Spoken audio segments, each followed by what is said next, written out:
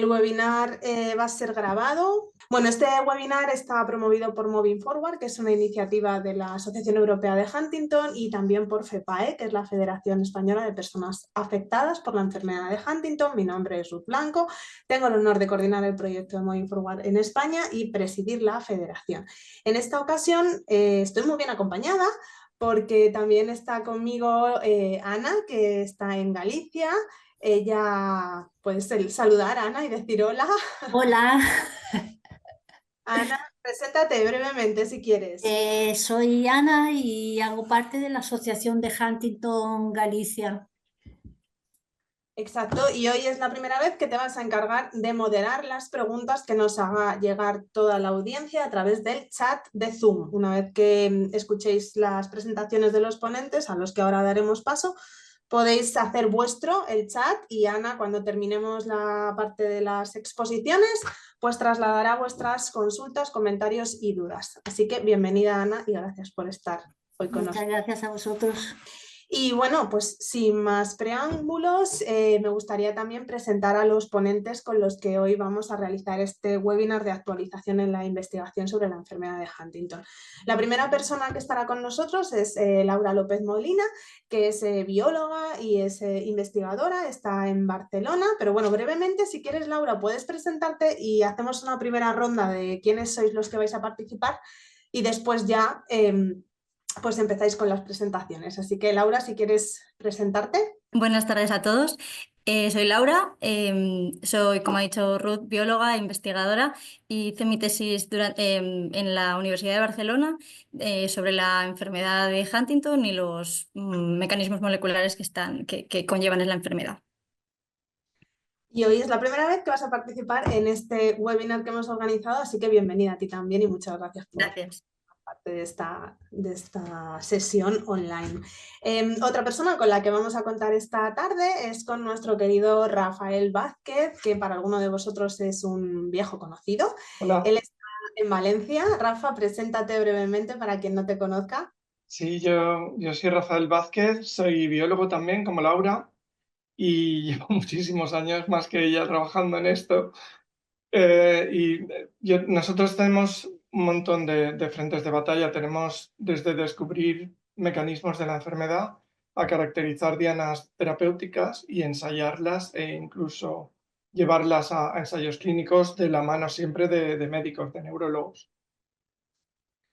Genial, Rafa. Pues luego ya nos vas a entrar un poquito más en profundidad acerca de todo lo que pasó en el HDN desde tu perspectiva como investigador básico. Y también nos acompaña hoy otro viejo conocido para muchos de vosotros, que es el doctor Jesús Pérez, desde Barcelona también.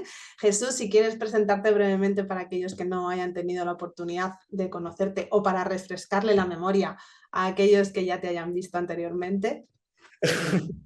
Gracias por la presentación, decía. Bueno, yo soy Jesús Pérez, ya me conocéis muchos de vosotros, Chus.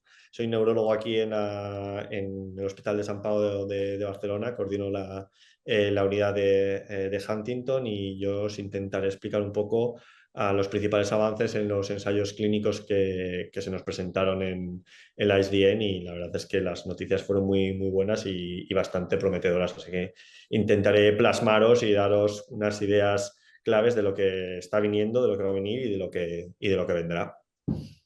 Pues estaremos muy atentos a todo lo que nos vas a ir contando. Antes de hablar de investigación como tal, hemos pensado que sería importante sentar las bases y hacer una pequeña introducción para que todos nosotros tuviéramos claros algunos conceptos básicos acerca de la enfermedad de Huntington y de lo que realmente son, bueno, pues los procesos inherentes a la investigación, porque muchas veces damos por sentado que conocemos estos pasos y determinadas cuestiones que luego se explican a la hora de hacer las actualizaciones sobre los ensayos clínicos, pero en ocasiones pues necesitamos aprender o refrescar esos conceptos. Así que esa parte de hacer una toma de contacto y fijar esta información inicial para poder comprender mejor lo que nos contarán Rafa y el doctor Jesús Pérez, pues va a ser lo que nos va a contar Laura. Así que yo ya no me enrollo más y le doy la palabra a Laura López para que nos haga esta primera toma de contacto de los conceptos básicos que necesitamos fijar para comprender mejor todo lo que va a venir después. Pues muchas gracias, Ruth, y hola a todos. Como hemos dicho, pasaremos a ver los conceptos básicos de la enfermedad de Huntington que nos permitirán entender mejor las charlas que luego darán Rafa y Jesús. Para ello, empezaremos viendo primero qué es la enfermedad de Huntington y cuál es la causa, cómo actúan los tratamientos que están en desarrollo actualmente, después qué hacemos desde el laboratorio los investigadores y por último en qué consiste un ensayo clínico. Pero para ello me gustaría empezar con una clase express de biología y empezaremos por saber qué es el ADN. Todos los seres vivos necesitamos unas instrucciones, ¿no? Un manual de instrucciones para poder funcionar. Y este es el ADN. Esta molécula se puede transformar en una forma intermedia, que es el ARN, mediante un proceso de transcripción. El ARN, manteniendo la información genética, se traduce a proteínas, que son las moléculas que finalmente llevarán a cabo las funciones de las células. Todo esto ocurre en una situación normal, pero puede ser que se generen exposiciones a agentes mutagénicos o errores moleculares que dan lugar a una mutación. La mutación es un cambio en la secuencia de ADN, lo que vendría a ser en nuestro manual de instrucciones la modificación de una palabra. Pero claro, la palabra que esté mutada no es lo mismo si perdemos la información de un verbo o de un adjetivo. La frase se verá alterada. Lo mismo pasa con nuestro ADN. Si no es igual cuando se modifica, por ejemplo, un gen que da lugar a que nos sepa el cilantro a jabón o que el lóbulo de la oreja esté separado, no es lo mismo que cuando afecta a otros genes que pueden llevar a una enfermedad neurodegenerativa, como es el caso del Huntington. Bien, como os he comentado, las proteínas son las ejecutoras de las funciones de la célula. Para los investigadores nos es mucho más sencillo representar una célula con todas estas proteínas que son los recuadros que vemos dentro para poder entender cómo se mueven, dónde están localizadas y cómo pueden interaccionar entre ellas. Esto es un esquema un poco difícil de imaginar, así que os dejo aquí una imagen de cómo se ve una neurona a través del microscopio. Vale, pues ahora que ya somos expertos en biología molecular, vamos a ver qué es la enfermedad de Huntington. Como sabéis, es una enfermedad neurodegenerativa, rara, autosómica, dominante. ¿Qué quiere decir esto? Rara porque afecta a menos de 5 por cada 10.000 personas, autosómica porque afecta igual a hombres y mujeres, y dominante porque con que solo uno de los dos progenitores esté afectado, tendremos un 50% de probabilidades de desarrollar la enfermedad.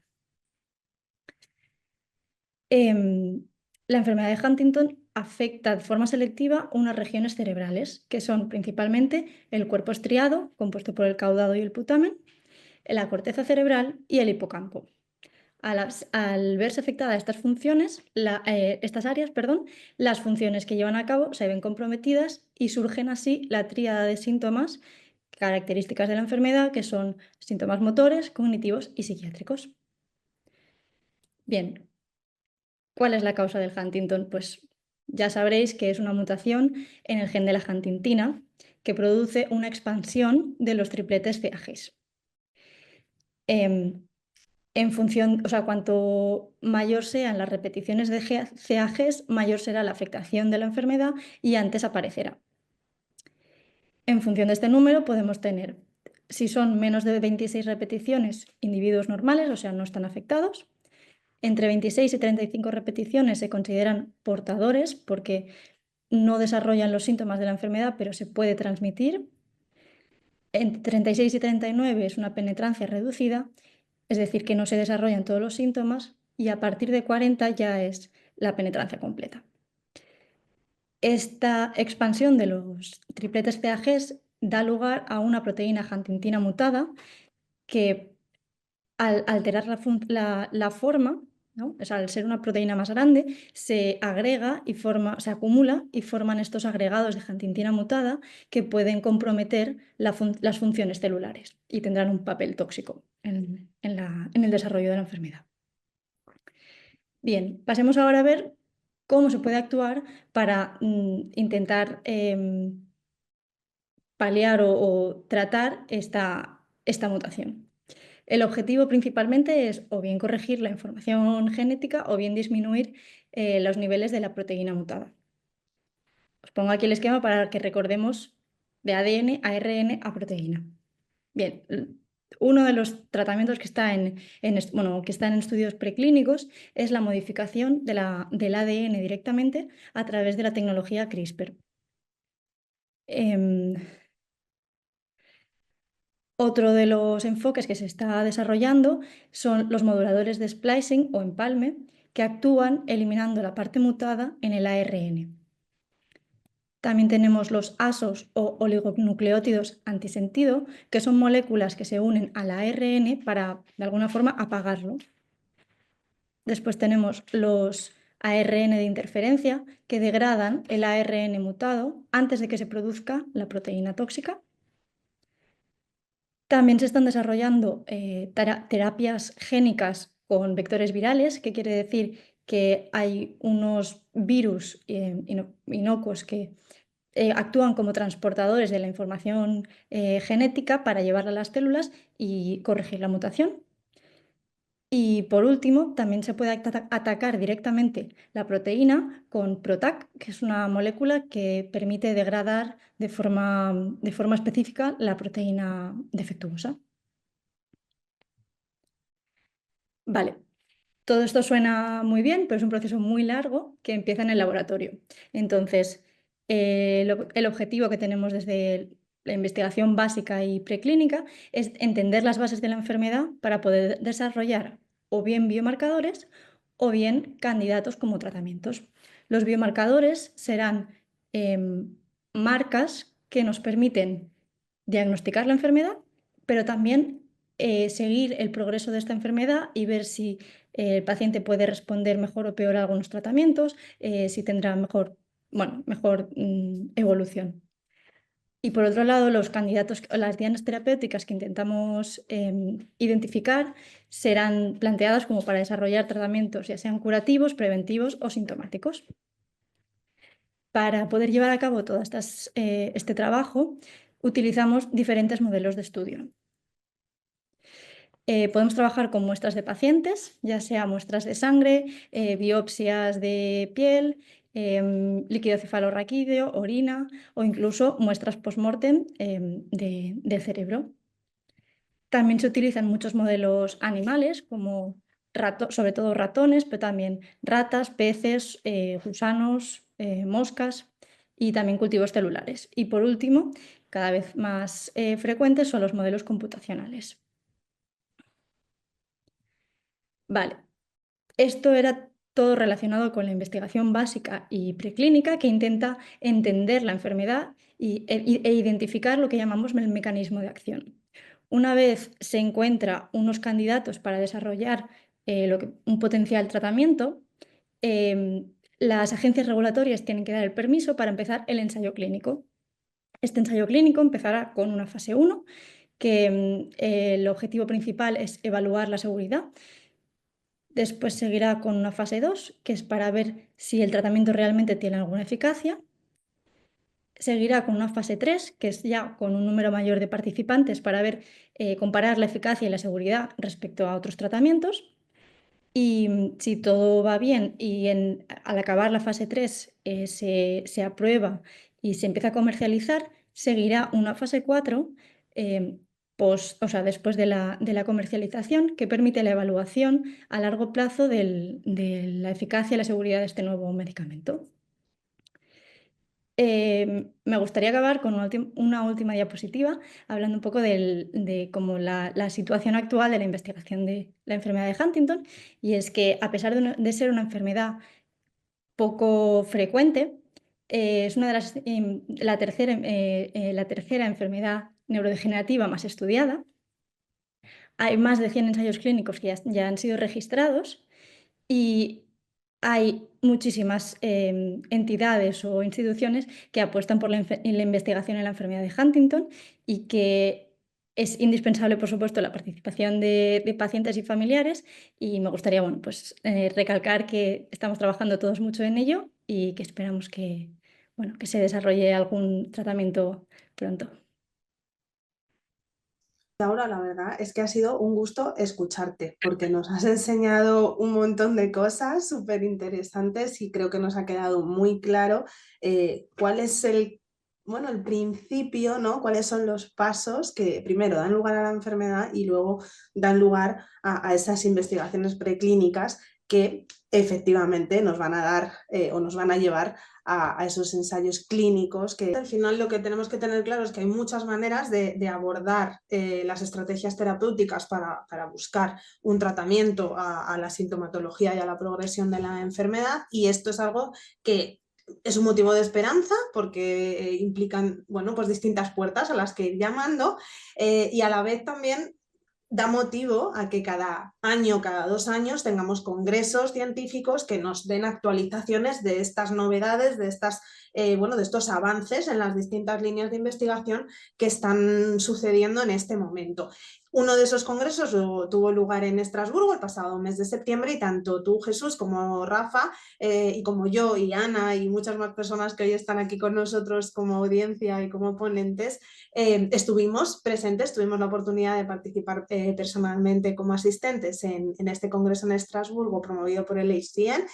Y me gustaría aprovechar y que Rafa, bueno, pues volviendo a esta parte que hemos comentado, pudiera explicar un poquito a todos los que nos están viendo cuáles serían sus destacados, ¿no? ¿Qué cositas fueron pues como actualizaciones, información y novedades que nos explicaron que puedan tener pues un interés o una relevancia dentro del contexto de la investigación de cara a las familias, a los pacientes que conviven día a día con la enfermedad de Huntington? Así que es tu tiempo, Rafa. Yo me voy a centrar en una charla que para mí fue central de todo el congreso y que describe el camino hacia el que tenemos que ir todos. Para mí fue iluminadora. Fue la charla de Sara Tabrizi. Si ve esta charla y entiende español, le pido que me perdone por haber machacado algunas de sus diapositivas, pero bueno, no pasa nada. Así que la he titulado Mensaje importante y el mensaje es el que trajo Sara Tabrizi a todos nosotros, que fue iluminador para los científicos y para los clínicos, creo que también, pero yo creo que incluso las familias os llevasteis una sensación de alegría, de ver luz, ¿no? De ver de esperanza, digamos. Entonces, he puesto que hay que prestar atención al exón 1 de la huntingtina, pero hay algunas cosas más que quiero comentar. Aquí por eso he puesto a Sara para que se note que de verdad todo lo que voy a contar fue una cosa que contó ella, no le quiero quitar mérito. De hecho, yo la admiro un montón, por si me oye esto, que lo sepa. Y nada, la conferencia, si la queréis ver, está en este enlace que pongo ahí, pero si buscáis en el programa de Estrasburgo podéis encontrar la charla en YouTube entera de cabo a rabo, incluidas las preguntas del final. Está en inglés y hay algunos conceptos un poco complejos, pero bueno, Laura ha dado unas pinceladas de lo que hablaba Sara y con eso y un poquito más quizá se pueden seguir. Volviendo a la parte molecular, a lo que comentaba Laura, ella ya lo ha explicado esto, no voy a entrar en el gen que codifica la huntingtina, ya sabéis que hay unas expansiones, que 35 menos son sanos, 36 a 39 baja tolerancia, etc. Esto codifica un mensajero que una vez traducido produce una huntingtina mutante completa, digamos. Pero esta huntingtina se puede procesar por unas enzimas que se llaman caspasas y produce fragmentos más tóxicos. Hay uno que se llama el caspasa 6, que tiene 500 y pico aminoácidos, es como un sexto de la proteína entera, que es particularmente tóxico, que se agrega más que la huntingtina entera, pierde función la huntingtina y además secuestra otras proteínas del entorno celular y enturbia un montón de funciones celulares, la producción de energía, transporte entre los axones de las neuronas. Sabéis que las neuronas que se conectan por sinapsis entorpece el que se hablen las neuronas entre ellas, etcétera, un montón de cosas. Pero hay un péptido en concreto que es particularmente tóxico, que se produce también por cortes, pero también es capaz de ser expresado de forma aislada. Digamos, se produce por un lado, ¿veis mi cursor? Espera, lo voy a poner en modo puntero un segundo, a ver si me aclaro. Vemos el punto. Vale, ya lo veis, ¿no? Sí, ahora sí. Esta es la huntingtina entera, es enorme, es tóxica, se colapsa y produce una toxicidad. El péptido codificado por el exón 1 se produce por procesados de la grande, pero también es capaz de producir un mensajero que se poliadenila, no voy a entrar en detalles, y se traduce él solo. Esto es particularmente tóxico. También se agrega y produce muchísima toxicidad, perturba las funciones celulares y es particularmente tóxico. Ay, no puedo pasar ahora la diapo. Así. El caso es que, bueno, voy a pasar a la siguiente diapositiva. Resulta que hay las expansiones de la huntingtina, las tienen algunos de los padres que lo transmiten a los hijos. Imaginaos que un papá o una mamá tiene 40 CAGs y produce una huntingtina con 40 glutaminas. El hijo puede heredar 40 o puede haber un salto, porque estas son expansiones que se llaman dinámicas. La polimerasa, al copiarlas, una enzima que copia el ADN para dividirse las células y transmitir a los hijos, puede patinar y expandir estos tripletes. En los hijos puede haber 40 o más, pero es que dentro del mismo individuo puede ocurrir una cosa que se llama expansiones somáticas, que hacen que una vez nos hemos desarrollado, las células siguen comportándose de una forma anómala y amplifican estas expansiones, con lo que no todas las células de nuestro cuerpo van a tener el mismo tipo de expansiones o una longitud similar, sino que algunas pueden alcanzar más de 60 tripletes y por lo visto esto hace, volviendo al exón 1, que el exón 1 sea más fácil procesable por la maquinaria de procesamiento del RNA, con lo cual amplifica la cantidad de exón del péptido codificado por el exón 1 que hay en la célula. El punto es que han encontrado que hay varios genes que os señalo aquí, están en diferentes cromosomas, que se puede actuar sobre ellos a través de fármacos o con las terapias que comentaba Laura, RNA antisentido, silenciamiento genético, incluso CRISPR cuando esté más maduro y se pueda utilizar en el sistema nervioso. El caso es que con eso podríamos evitar que las células somáticas dieran ese salto y ampliaran estas expansiones, con lo que podemos reducir la toxicidad en este tipo de neuronas. Pero hay una noticia más importante aún. Y esto es un experimento de Jill Bates. Si Jill Bates me está viendo, espero que me perdone. Creo que no sé si está publicado. Intento encontrar el artículo por H y por B, no lo he encontrado, así que se lo he tomado a Sara Tabrizi de su charla.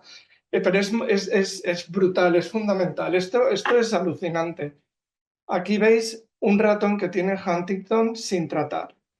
A los 6 meses se sacrifica y se hacen cortes de su cerebro. Y aquí podéis ver, esto que veis en marrón son agregados de huntingtina colapsada. Esto es lo que produce la toxicidad, lo que hace que las neuronas no funcionen bien, que no se comuniquen entre sí, que haya una pérdida celular. A los 10 meses esto está muy exacerbado. ¿Qué ocurre cuando hacemos silenciamiento del mensajero con una de las tecnologías que comentaba Laura, el silenciamiento por RNAi? Pues ocurren cosas, pero no son particularmente, si lo veis aquí, incluso parece que haya más en el que no está tratado. Esto es un control naif, totalmente sin tratar. Cuando silenciamos la huntingtina entera, pues no es como para pegar saltos. Pero ¿qué ocurre cuando silenciamos el exón 1 que codifica ese péptido tan particularmente tóxico? Es alucinante. Los resultados son espectaculares. En palabras de Jeff Carroll, es el mejor rescate de agregación de la huntingtina que ha visto jamás. Y quiero resaltar esto porque Sara fue muy contundente con estas cosas. Hemos estado prestando atención a la huntingtina entera mutante y no sin razón, porque era la causa principal de la enfermedad. Pero deberíamos quizá reorientar, bueno, ya lo estamos haciendo muchos, los que estuvimos en el Congreso estamos reorientando toda nuestra investigación para percutir justamente en este péptido que es particularmente tóxico. Y entonces, como veis aquí, reducir la expresión de este péptido hace que haya muchísima menos huntingtina mutante colapsada y probablemente el cerebro de estos ratones sea prácticamente normal. Seguramente no tienen ni síntomas. No sé más de esta historia porque aún no está publicada, pero como Sara la hizo pública, no creo que tengan ningún problema en que la compartamos y que la disfrutemos. A mí me parece maravilloso.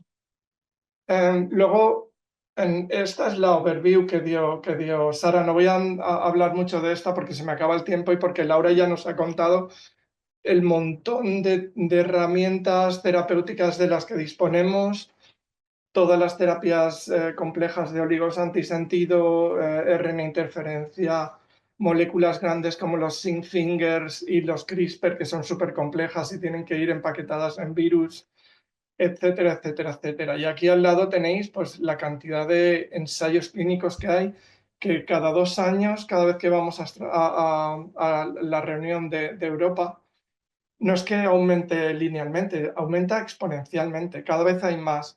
Esto es por 2 motivos, yo creo, porque cada vez hay más ideas, hay más gente trabajando en el campo, hay muchísima inversión en Huntington y desde hace poco tiempo, algunos años, empiezan a haber terapias para enfermedades raras, terapias que funcionan increíblemente bien, que curan a la gente. Y aunque esto suene duro y cruel, está despertando la avaricia de las empresas farmacéuticas. Han visto que pueden cobrar 3 millones de euros por curar a una persona y entonces la gente que tenéis una enfermedad minoritaria, de repente ya sois un público apetecible para ellas. Yo lo siento por las farmacéuticas que nos estén escuchando, pero esto es así. La avaricia está moviendo el campo mucho para bien, para vuestra suerte. Y nada, ahí ponía que Chus luego os dirá un poquito más de todo esto. Claves de toda esta charla. El exon 1 os digo que esto aquí los básicos tenemos que percutir en esto, encontrar nuevas formas de eliminarlo. Las expansiones tomáticas ya os he contado un poco sobre ellas. Que hay una ventana terapéutica que están investigando, que me parece una idea genial, y es encontrar biomarcadores a una persona a la que se le ha diagnosticado la enfermedad molecularmente. Sabes que tienes la mutación y que en algún momento puede que te ocurra algo. Bueno, puede, casi seguro. Pero, ¿qué ocurre en los estadios preclínicos? Si encontramos un biomarcador que empieza a asomar la patita de que empiezan a ocurrir cosas moleculares, aunque tú no tengas síntomas, quizás es el momento de empezar a intervenir. Y eso es maravilloso porque no le vas a dar fármacos a todo el mundo desde que es un bebé o desde que tiene 10 años o desde que tiene 12. Empiezas a darle fármacos cuando empieza a haber una señal de que puede empezar a aparecer la enfermedad. Y eso creo que es una idea genial que han tenido esta gente que lo está buscando y desarrollando. Luego también hay una cosa muy interesante que tampoco, yo por lo menos no lo conocía hasta entonces, que son los alelos atípicos. Son alelos de la mutación que no sé el mecanismo, no os puedo contar más. Si me preguntáis no sabré contároslo, pero por lo visto hacen que la enfermedad acelere. Por tanto, cuando se hacen ensayos clínicos hay que hacer secuenciación masiva para saber qué tipo de alelos tiene cada paciente que va a entrar en el ensayo clínico y excluir o incluir porque puede perturbar el resultado final. Y lo que queremos es que un medicamento nos dé una señal de verdad, que nos lo creamos, que de verdad sepamos que cure. Y bueno, ya os he dicho que mejor saber cómo está una persona y prevenir antes que desarrolle síntomas, porque cuando está empezando a progresar la enfermedad, si tú empiezas a darle un fármaco que funciona, vas a evitar que se mueran más neuronas y que en vez de hacer que tenga una enfermedad crónica, con un poco de suerte podemos evitar que llegue a tenerla. Y nada, también decía Sara que si a un paciente no llegamos a tiempo de empezar porque imaginaos que aparecerá una terapia maravillosa que empiece a curar. Habrán pacientes que ya han pasado de las fases 0 o 1, que son las asintomáticas, pues esa persona hay que ir a tratarla intentando reducirle el péptido que codifica el exón 1. Imaginaos la importancia que tiene, por eso lo he mencionado tanto a lo largo de toda esta charla. Y luego hablo de una reunión que tuvieron en Estados Unidos, la Federal Drug Administration americana, que es la agencia americana del medicamento, en la que se daba importancia a buscar tratamientos para enfermedades minoritarias, lo cual ya os digo que hay mucha efervescencia en el campo y por fin parece que el mundo presta atención a los problemas que tienen enfermedades minoritarias, la búsqueda e integración de biomarcadores, y otra cosa que me gustó mucho es que quieren que todos los ensayos clínicos se ajusten con una serie de biomarcadores que sean estandarizados.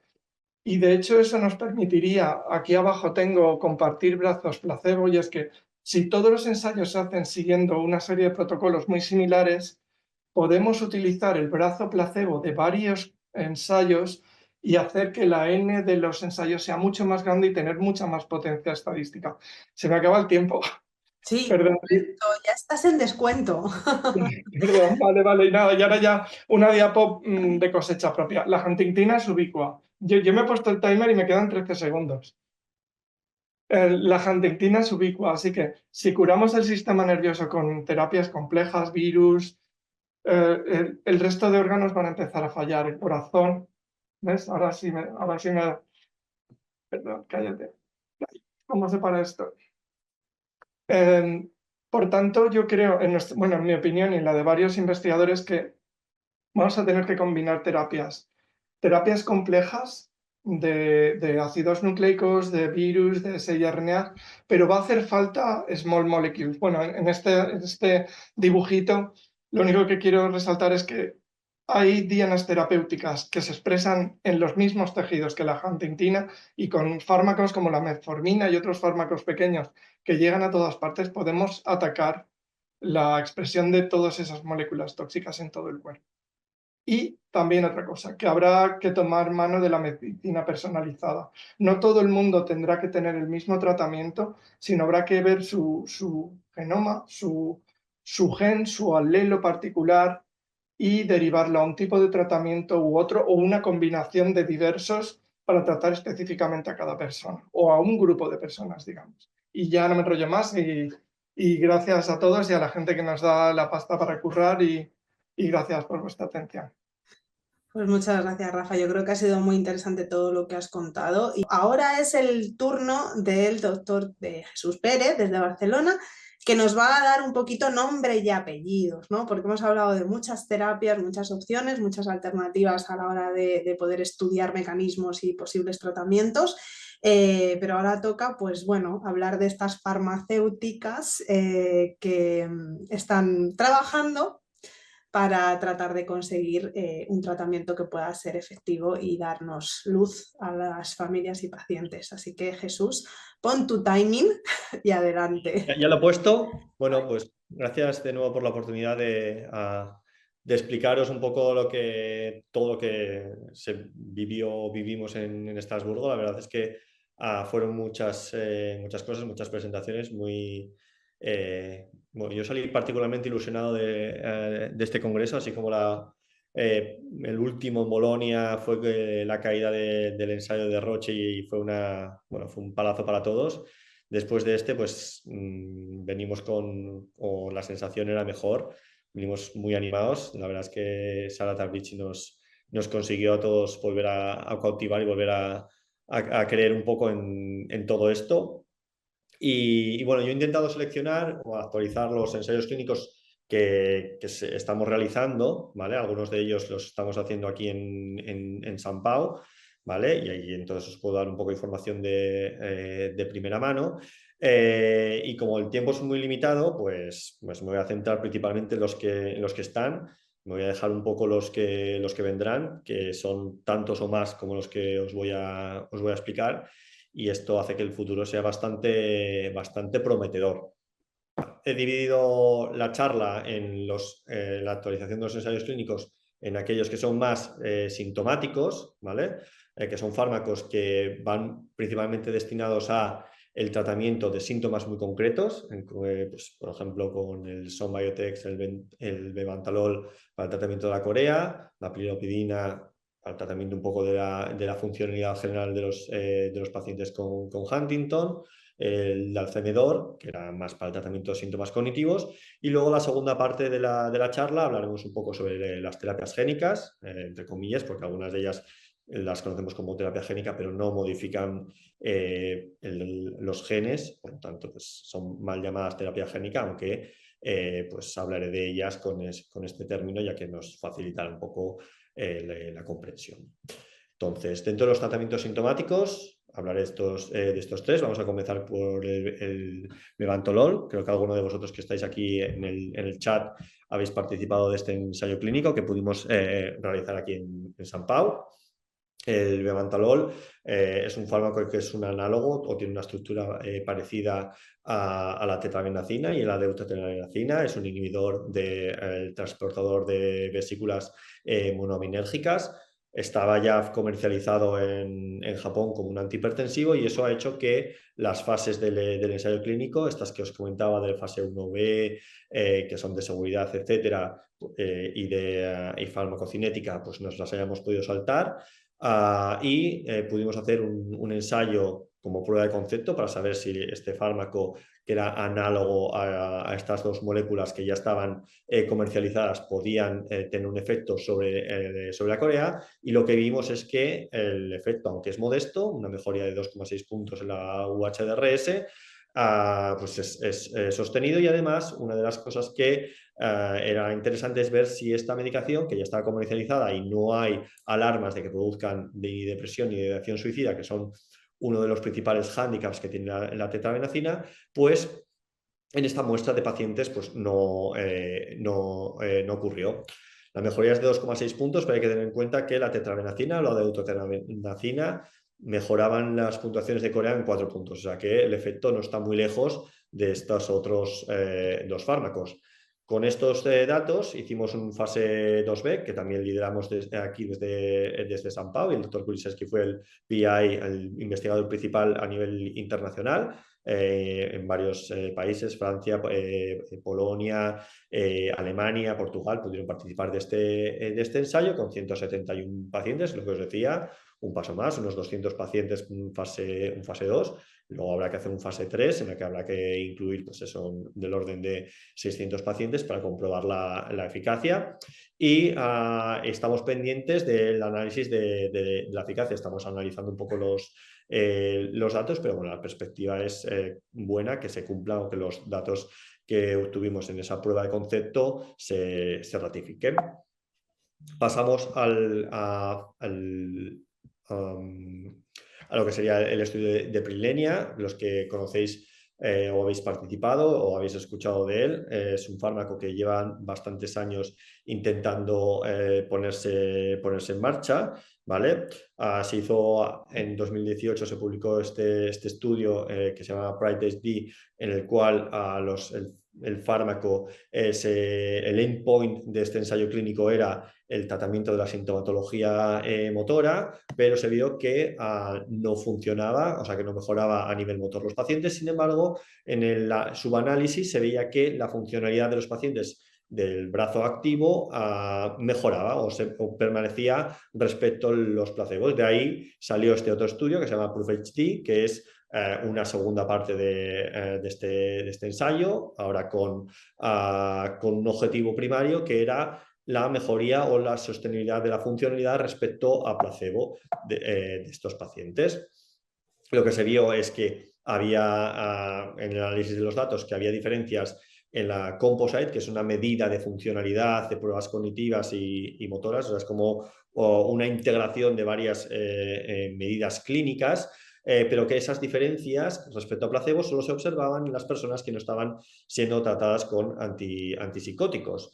Entonces, ellos hacían un subanálisis de los pacientes de la muestra total de unos 600 pacientes que participaron hacían un subanálisis de aquellos que no habían sido o que no estaban en tratamiento con antipsicóticos, y veían que esos sí que tenían una mejoría, entre comillas, o se mantenían la funcionalidad respecto a placebo. Entonces ellos lo que nos contaban un poco en la ISDN es que probablemente por una interacción entre los metabolitos de la piridopiridina y de los antipsicóticos, habría como una interacción que haría que el fármaco no funcionase correctamente en las personas que están tratadas con esa medicación. También nos enseñaban en este grupo de pacientes, si lo comparábamos contra una cohorte histórica del TRACK-ST, cómo esa funcionalidad se mantenía. Entonces, lo que están haciendo los compañeros es han presentado la medicación a la EMA para que valoren si se puede aprobar esta medicación en unas condiciones determinadas. Hay que decir que ya en su momento presentaron la medicación con el PRIDE-SD a la EMA y les dijeron, bueno, es que estas personas se sostienen a nivel funcional, pero la EMA les dijo, bueno, pero es que tu objetivo primario no estabas buscando esto. Entonces, y diseña un estudio cuyo objetivo primario sea el tratamiento de persona, o sea, la funcionalidad. Por lo tanto, lo que puede pasar aquí es que la EMA diga, vale, sí, te apruebo con la indicación para personas con estas características, o que diga, bueno, vale, pues entonces tienes que volver a empezar de nuevo y ahí tendrás que hacer un ensayo clínico solo en persona, con esta medicación, en personas que no estén tratados con antipsicóticos o con inhibidores del transportador de vesículas. Entonces no sabemos lo que, bueno, en 2020, o sea, en septiembre lo han presentado y están en valoración, o sea que probablemente a lo largo de principios de 2025 sabremos si consiguen una aprobación con unas indicaciones determinadas o tienen que volver a empezar y hacer otro ensayo.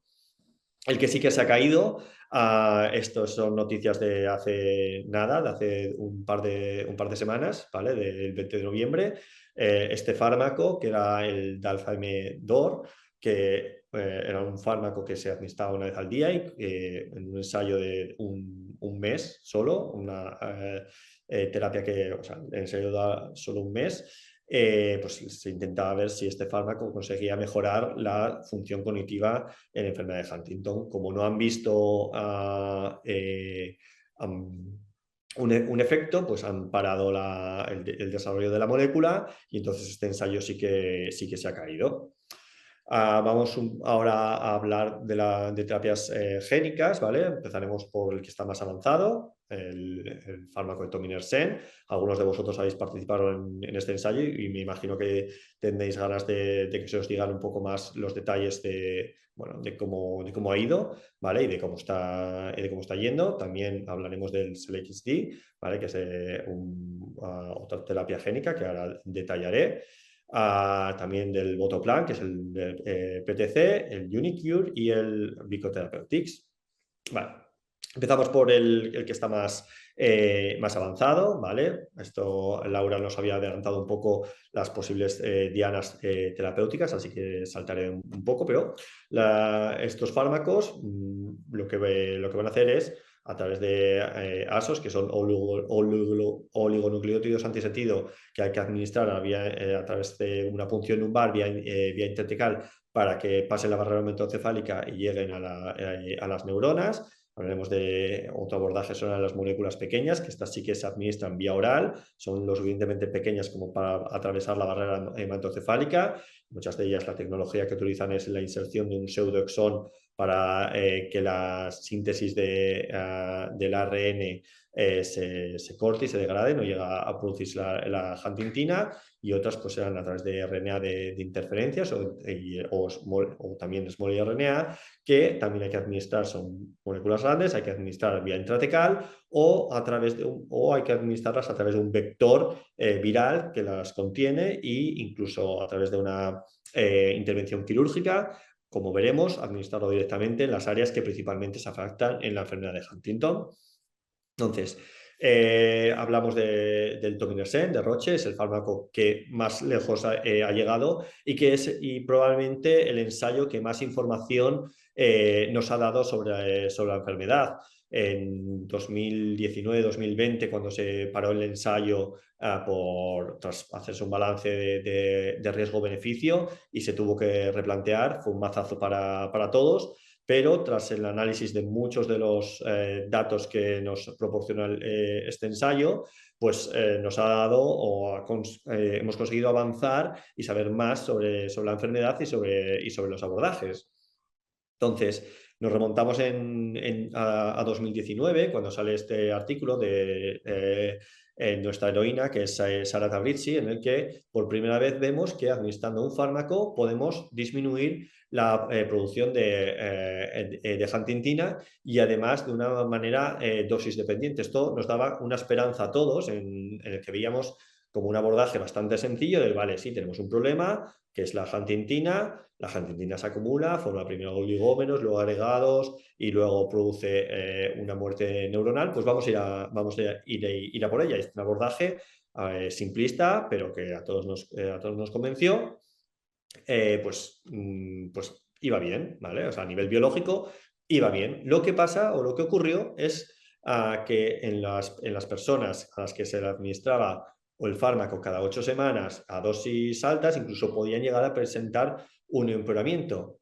Y aquellas personas de esos 800 y pico pacientes que participaron en un régimen de 8 semanas, administración cada 8 semanas o cada 16 semanas, pero todos con una dosis de 120 miligramos, lo que se veía es que solo aquellos que estaban en un estadio muy inicial, en los que tenían una edad menos de 50 años, aquellas personas que ahora actualmente los conocemos con estadios prodrómicos o muy early sintomáticos, o sea, muy poca afectación, esas personas sí que respondían a la medicación. Sin embargo, si ponías esta medicación a personas más mayores, 65, 70 años, y en estadios más avanzados, estas personas no solo no respondían, sino que incluso el fármaco les podía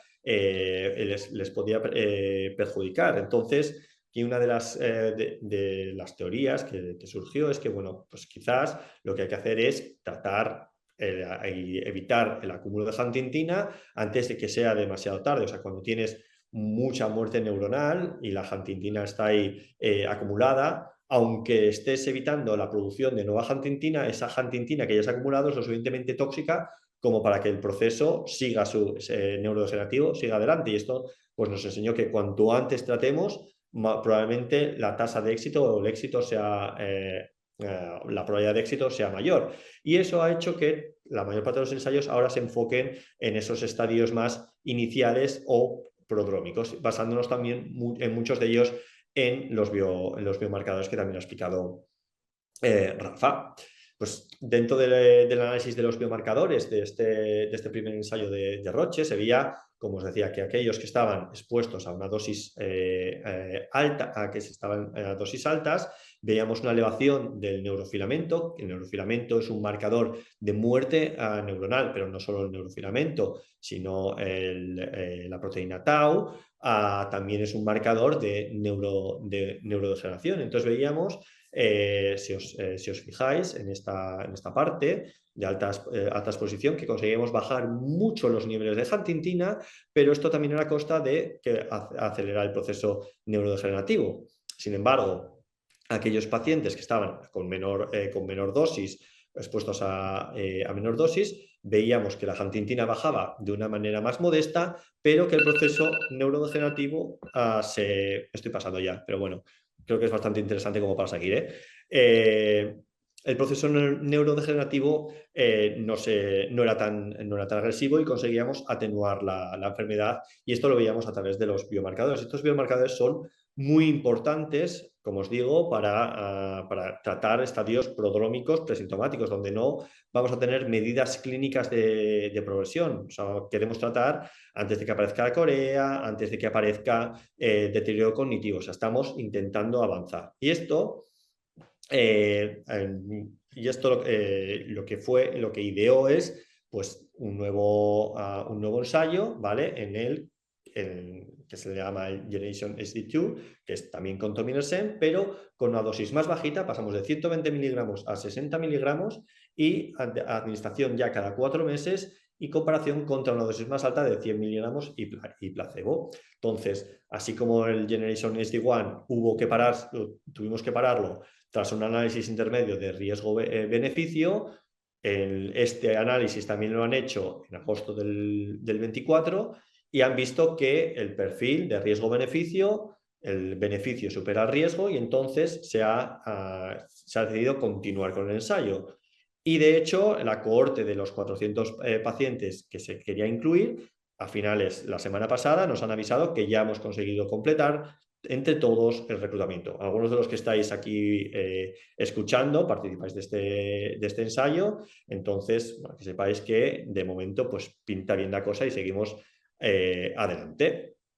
Otro de los ensayos es el de, nos lo proponían o nos lo enseñaban los compañeros de Wave, ¿vale? En este caso el abordaje también es con oligonucleótidos antisentidos, lo que pasa es que este va solo a frenar la huntingtina mutada. Tominersen frena toda la huntingtina, pero este es específico de la huntingtina mutada. Lo que pasa es que tienes que tener un marcador, que solo un 40% de los pacientes con Huntington lo tienen, para poder que esta molécula se ancle solo a la huntingtina mutada. Nos enseñaban los datos de 30 participantes, ¿vale? Nosotros, pues, unos 7-8 personas en nuestro centro han podido participar de este ensayo y lo que se ha visto es que nos enseñaban que era un fármaco seguro, tolerable. Entonces, lo que se ha decidido es pasar a una siguiente fase y probablemente en primer semestre de 2025 empecemos con una fase 2. Este ensayo está destinado a personas tanto en estadio inicial como a estadio prodrómico, ¿vale? O sea, personas que están a riesgo de desarrollar la enfermedad, ¿vale? O tienen síntomas muy sutiles. Entonces, pues como os digo, también intentar tratar antes de que la sintomatología sea marcada. También nos enseñaban un poco la seguridad, veían que el neurofilamento en general no presentaba grandes elevaciones, solo en los pacientes expuestos a dosis muy altas y conseguía disminuir los niveles de huntingtina manteniendo los niveles de huntingtina, la wild type, o sea, la que sí que ejerce una función. Vale, también nos enseñaban que esta combinación, ¿vale? Conseguía no solo disminuir la huntingtina, sino que la atrofia en el caudado, que es la zona que principalmente se afecta y uno de los endpoints de muchos ensayos, la atrofia en esa estructura que se afecta en la enfermedad de Huntington, se veía disminuida respecto a placebo y ya como datos exploratorios, también a nivel clínico se observaba una diferencia entre el grupo tratado respecto a placebo en favor al fármaco. Por lo que, como os decía, en el primer semestre de 2025 ya nos han mandado un feasibility y ya nos han dado como el OK. Estamos pues viendo a lo largo del primer semestre cuando comenzaremos con este ensayo, que también lo haremos aquí en Sant Pau. Otro de los ensayos, el Botoplan, que le daban el nombre, Pivot SD. También algunos de los que estáis en el chat habéis participado o estáis participando de él, o sea que también son noticias frescas para vosotros, ¿vale? Nos enseñaban un poco los datos en Estrasburgo. El abordaje es un pelín distinto, es una molécula pequeña que pasa barrera hematoencefálica, por lo tanto se puede administrar vía oral. Lo que hace es introducir un pseudoxón que hace que el ARN se degrade y también disminuye la transcripción de la huntingtina mutada. En este también hay dos cohortes, la cohorte de individuos en estadios iniciales y la cohorte de individuos en estadios prodrómicos. Era un ensayo fase 2, como os decía, fase 2, ya más pacientes, han participado como unos 400 participantes, dosis de 5 miligramos respecto 10 miligramos, también búsqueda de seguridad, nos enseñaban los datos y dentro de los datos una de las cosas que habían conseguido es disminuir la producción de huntingtina, medida en la punción lumbar y líquido cefalorraquídeo, y a nivel de los biomarcadores del neurofilamento se veía que incluso con respecto a los niveles del neurofilamento en plasma y líquido cefalorraquídeo, cuando lo comparaban contra placebo, era mucho menor, y también si lo comparábamos contra una cohorte histórica conseguían disminuir la velocidad o la presencia de dichos marcadores, o sea, que estarían también un poco evitando el proceso o la progresión del proceso neurodegenerativo, como os digo, contra placebo y contra cohortes históricas.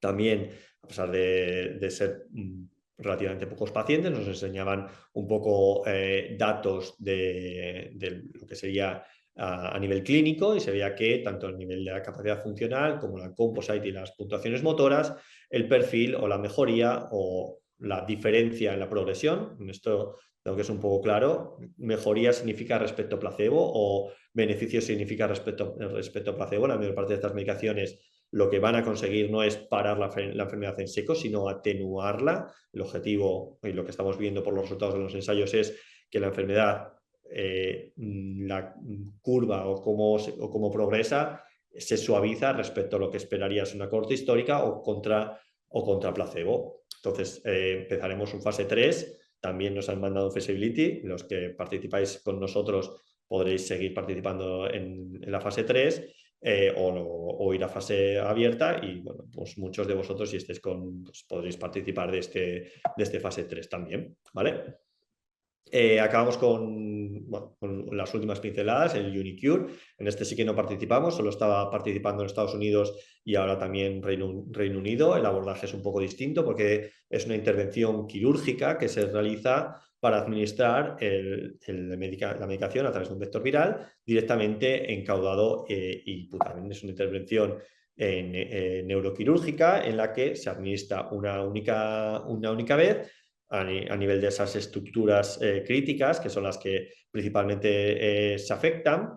Y, como os digo, estaba participando Estados Unidos, y los datos que tenemos del análisis son de Estados Unidos, de UK, de UCL y bueno, centros que también participaban en Polonia, ¿vale?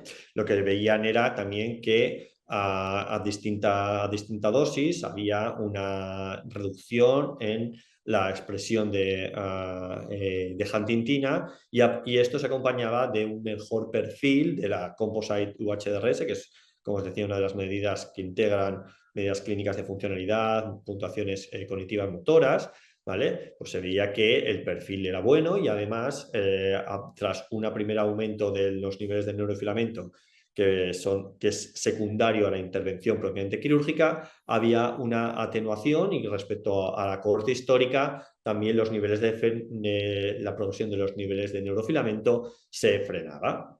Entonces también unas noticias bastante prometedoras. Esperemos que en estos otros ensayos, este era en fase 1-2, que en el fase 2 amplíen centros y podamos participar y ofreceroslo si quisierais, ¿vale? Entonces, está previsto que empiece a partir de 2025 la fase 2 también. Acabamos con este otro fármaco, el Vicotherapeutics, ¿vale?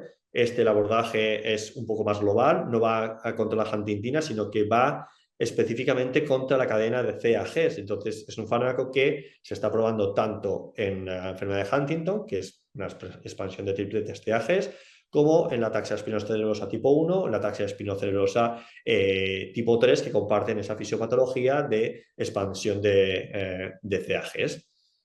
¿Vale? Entonces, en este fase 1-2A, se ha visto que consigue reducir la producción de huntingtina en un 28%. Además, una de las ventajas que tiene es que se ha visto que el efecto dura hasta 6 meses, y probablemente en el ensayo, en la siguiente fase, en esa fase de búsqueda de dosis y de administración, pues haya un grupo de cada 6 meses o cada año. El resto de Roche, por ejemplo, pues lo que estaba viendo es que tenemos que administrarlo cada 4 meses para que el efecto sea sostenido. Otra de las cosas era que no elevaba el neurofilamento. Así un poco como conclusiones. Ya sé que me he pasado del tiempo, pero bueno, creo que era importante destacar esto, porque es un poco hacia dónde va y lo que os va a repercutir vosotros, que es un poco también lo más importante, que es cómo vamos a conseguir un tratamiento para frenar la enfermedad o atenuar la progresión.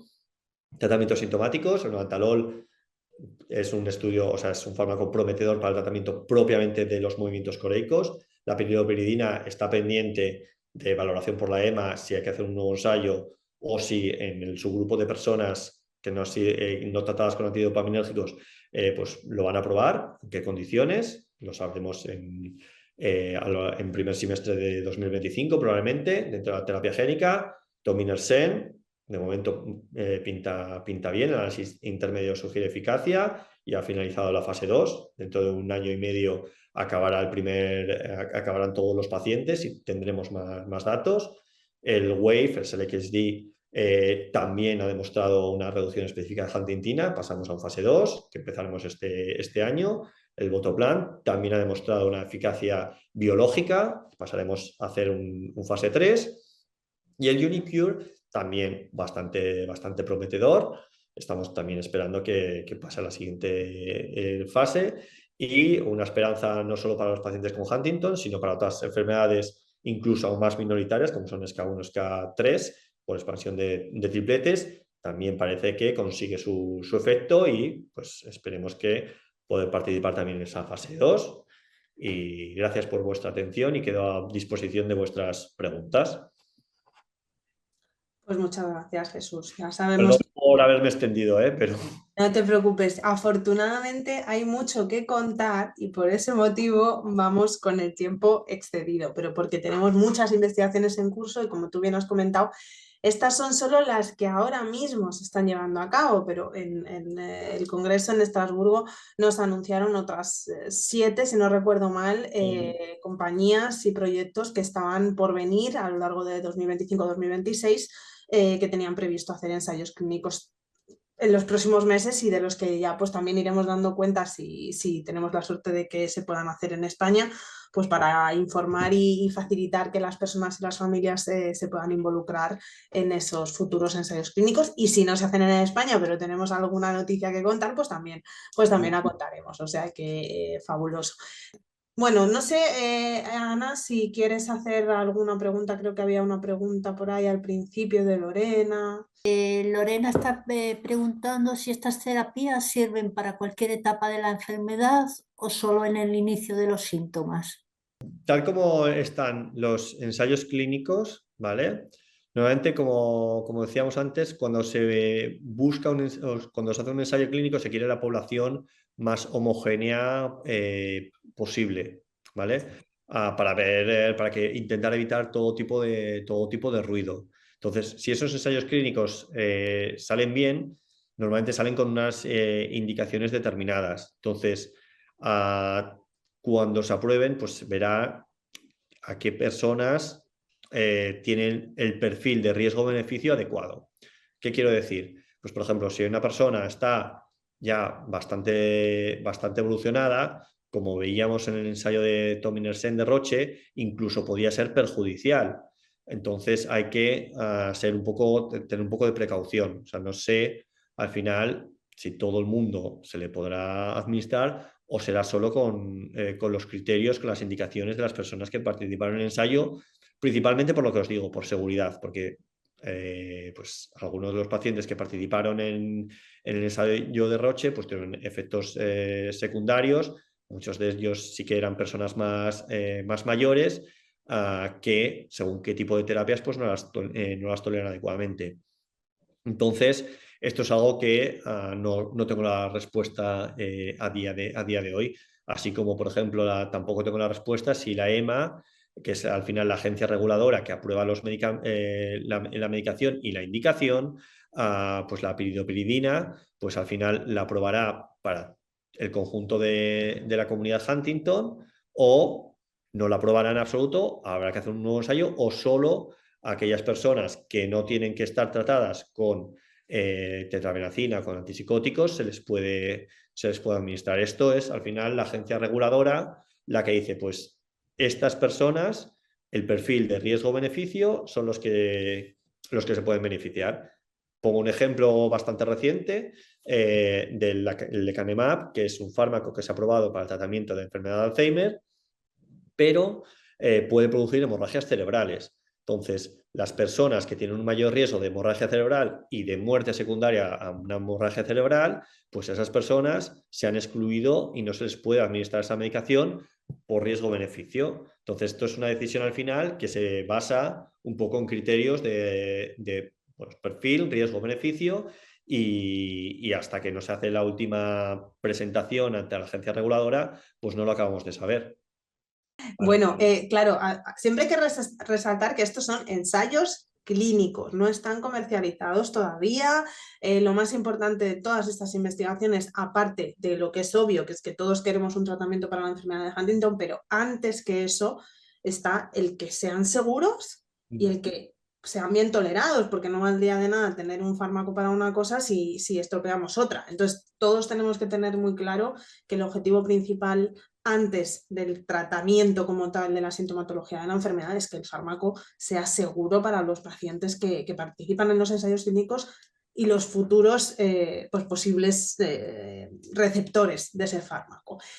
Ana, creo que ha llegado otra pregunta desde México, no sé si la puedes hacer. Sí, de Josué, pregunta que tiene 36 años, no ha presentado ningún síntoma, pero como cuidador y posiblemente portador, le gustaría saber que es un poco complicado acceder a estos fármacos o a los ensayos clínicos, pensando en una prevención. Vale, esto... pues, ¿cómo difícil es acceder a los ensayos? Pues, claro, o sea, me imagino, o sea, si estás viviendo en México, es un poco más complicado, ¿vale? O sea, hasta donde yo sé, México habitualmente, la mayor parte de estos ensayos no está participando de los ensayos farmacológicos. Nosotros sí que tenemos algunas personas que no son de la comunidad, que no son de Barcelona, que vienen de otras partes de España a participar en los ensayos clínicos. Pero sí que por el régimen de visitas, etcétera, a participar desde México en un ensayo sin vivir aquí en España, básicamente por el régimen de visitas, que son pues, semanales, mensuales, o sea, es como bastante disciplinado, pues a distancia complica un poco esto, el poder participar. Realmente, o sea, me gustaría poder decirte que no hay problema, pero es un hándicap, ¿eh? O sea, sí que nosotros en España incluso han venido pacientes desde Portugal a participar en el ensayo, pero transoceánico es un poco más complicado. Luego hay centros en Estados Unidos que participan de estos ensayos, que igual ahí el acceso pues puede ser más fácil. Y hay, pues eso, en la logística de un ensayo, pues hay toda una parte que es propiamente la responsabilidad, entre comillas, de poder cumplimentar con el ensayo. O sea, se hace una valoración de si esta persona puede venir a las visitas. Obviamente el ensayo no tiene que suponer un cargo económico para la persona que participa. Entonces las compañías farmacéuticas habitualmente pues ponen un budget y dicen, pues vale, sí, te voy a permitir pagarte los vuelos, los tal, o decir, oye, mira, no, pues las personas que participen, pues que estén más cerca, pues por si ocurre algún efecto adverso inesperado, pues que puedan acceder al San Pau, por ejemplo, de una manera rápida para hacer evaluación, etcétera. O sea, la logística hace que un ensayo clínico transoceánico sea un poco complicado. Y de todas maneras no debemos olvidar tampoco que al fin y al cabo los ensayos clínicos buscan con unos poquitos pacientes encontrar un tratamiento efectivo para todos los demás. Y ese es el objetivo al final de todo este proceso, ¿no? Encontrar con una serie de personas voluntarias que al final no dejan de hacer un acto tremendamente altruista y generoso porque están poniéndose a disposición en cuerpo, literalmente, y alma de la ciencia y de la investigación, bueno, pues el trabajo de estos estudios con el objetivo de, obviamente, encontrar un beneficio para su situación, pero en última instancia esa información que se obtiene de los ensayos clínicos, la idea es que sea extrapolable para todos los pacientes y todas las familias que están afectadas, inclusive cuando los ensayos a priori no salen bien, como bien has comentado, Jesús, con el ejemplo de Tominersen, que ese primer proyecto Generation HD1 que salió fallido nos dio una cantidad de información que ha sido realmente muy valiosa para las investigaciones que han ido viniendo detrás. Entonces, a veces un mal resultado a priori no tiene por qué ser una mala noticia como tal, porque todas las investigaciones cuentan y son súper importantes. Vamos a dar una última preguntilla, creo que Carlos, porque no queremos demorarnos más y hacer unos comentarios finales. Ana, ¿nos puedes leer la pregunta de Carlos? Sí, Carlos dice que entiende que la terapia de Uniqued busca suprimir también la expresión del exón 1, además de la MHTT convencional. Por lo que comentaba antes Rafael Vázquez, esto pudiera ser muy positivo. Se refiere al ensayo de Unicur, no sé si podéis Sí, hablar. sí. Sí, o sea, realmente lo que expusieron era bastante, o sea, lo que consigue este abordaje es evitar la expresión de huntingtina mutada, bueno, realmente toda la huntingtina, y con ello también la expresión del exon 1, que es un poco una de las partes más tóxicas de, bueno, solo con el exon 1 y con el producto del exon 1 ya es tóxico para las neuronas. Entonces, sí, el abordaje con Unicure consigue eliminarlo y la verdad es que, o sea, salvo la única pega que yo le vería al Unicure sería que la administración es a nivel de caudado y putamen y entonces la difusión a otras partes del cerebro pues es poca, o sea, centra su acción ahí y lo que sabemos hoy en día es que también la enfermedad de Huntington no solo afecta a nivel de caudado y putamen, que son donde se hacen las incisiones y donde se administra la medicación, sino que también hay una afectación, una expresión de la huntingtina a nivel cortical que también puede tener un rol en la expresión y en el fenotipo de los pacientes. Pero desde luego es un abordaje solo con los 20 pacientes que nos enseñaban ya veías datos muy robustos, realmente. ¿Puedo decir una cosa desde que continuemos? Claro.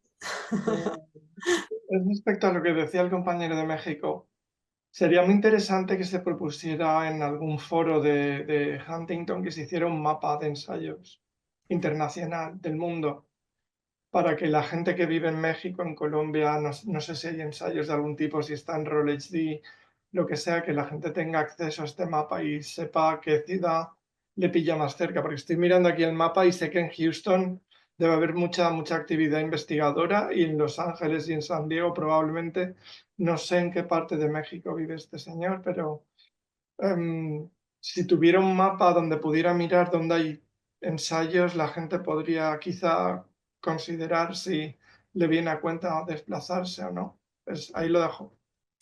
Pues muchas gracias por tu aportación. En esa línea hemos dejado algunos enlaces en el chat que todos podéis consultar en este momento. Por un lado tenemos a nivel europeo la página web promovida por la Asociación Europea, que es hdtrialfinder.net, en la que podéis encontrar información sobre los ensayos que se hacen en Europa, por los criterios en que consisten, los centros donde se hace.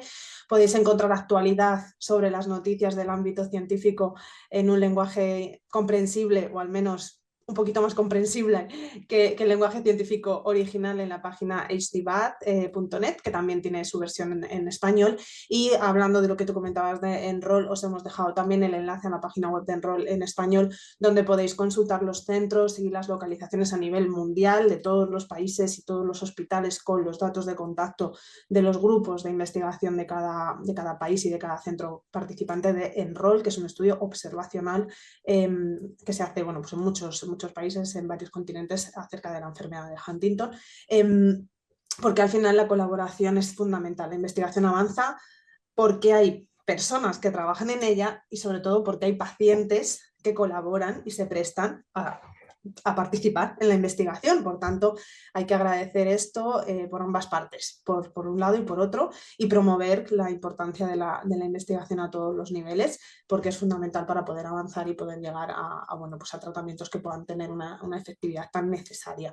Para ir terminando, me queda simplemente agradecer muchísimo a los ponentes que han participado hoy en esta charla, que ha sido, bueno, pues con mucha información. Esta es la última charla que tenemos para este 2024, que está a puntito de finalizar, y antes de irnos me gustaría compartir con vosotros, porque Rafa precisamente es valenciano, como muchos sabéis. Hace apenas un poquito más de un mes ha habido una tragedia tremenda en Valencia con la Dana, con más de 220 fallecidos, y desgraciadamente ha habido pacientes, bueno, ha habido familias afectadas por la enfermedad de Huntington que se han visto damnificadas directamente, vivían en estos pueblos arrasados por la Dana, y bueno, pues después de haber reposado un poquito y valorado cuál podía ser la mejor manera de ayudar a estas familias Huntington afectadas por la Dana, en colaboración con la asociación ABAE, que es la Asociación Valenciana de la Enfermedad de Huntington, se ha lanzado una campaña especial de donaciones para que podamos ayudar todos, cada uno con lo que buenamente pueda, a los pacientes afectados por la enfermedad de Huntington y sus familias. Tenéis en el chat el número de cuenta, es el ES 15 0081 13 43 0700 112 7417. Podéis hacer las transferencias ahí con el concepto Ayuda Dana Huntington Valencia, y os agradecemos desde ya, en nombre de toda la comunidad Huntington, pues el apoyo que podáis dar a nivel económico a estas familias afectadas. Y para concluir, estos webinars que están apoyados y promovidos también por la Asociación Europea de Huntington, por el proyecto Moving Forward, pues os damos la oportunidad de que podáis echarnos un cablecito para que podamos seguir llevándolos adelante con solo €1 al mes. Ahí ya no hay excusa, porque €1 al mes lo tenemos todos. Podéis participar en el enlace que os hemos compartido, que es el proyecto de teaming.net, European Huntington Association Projects, y ahí, bueno, pues podéis aportar vuestro €1 al mes con tarjeta de crédito o con cuenta corriente, y el día 1 de cada mes, pues €1 irá destinado a que estos proyectos se puedan llevar a cabo y salgan adelante. Me queda agradecer también muchísimo pues por parte de los participantes en el chat, que han dado las gracias expresamente, bueno, pues a los ponentes que han estado explicando y compartiendo los conocimientos, así que también pues os lo traslado el agradecimiento de estos asistentes. Y para concluir, también nos hace un comentario Marina ya acerca del Registro Español de Ensayos Clínicos. Es otra página web también muy útil para que podamos, las personas que vivimos en España, consultar los ensayos clínicos que se están llevando a cabo en tiempo real o que han finalizado o que van a realizarse en los hospitales españoles. Por mi parte, salvo que alguien quiera añadir algo más, me queda despedirme, desearos unas felices fiestas y un feliz año 2025, en el que espero que nos veamos en congresos como el de la Asociación Europea de Huntington, que tendrá lugar en septiembre en Bucarest, desde el día 25 al día 28 de septiembre. Ya os invito, ya podéis reservar las vacaciones del año que viene y acompañarnos, que es un congreso dirigido a familias y a profesionales.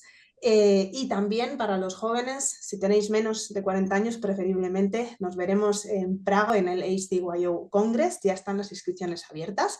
Así que 2025 trae muchos congresos y esperamos también que muchas novedades y muchas actualizaciones, y el objetivo siempre es compartirlas con vosotros. Gracias por estar ahí y hasta el año que viene. Adiós, gracias. Gracias. Muchas Hasta pronto. gracias. Chao.